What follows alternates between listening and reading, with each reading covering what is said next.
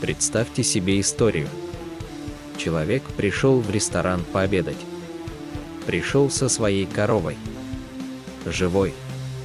И мешком картошки прямо с огорода. Человек потребовал его накормить, приготовить мясо, картошку и чтобы это было из того, что он принес. Представили? Мы тоже. Этот человек уйдет голодным, оставив в недоумении весь персонал ресторана.